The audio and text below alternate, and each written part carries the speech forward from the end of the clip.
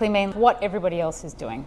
There's a whole bunch of ways to access the motivational core of the human mind. So if you want to get people to eat less meat and more plants, you could shame them or fear them. Meat is murder, meat is terrible, you're a bad person if you eat meat. Another way using social norms is you would use a phrase that says, more and more people are going vegan now. Everybody's going vegan. Vegan is the most popular thing to do. 8 out of 10 people are eating more plant-based foods.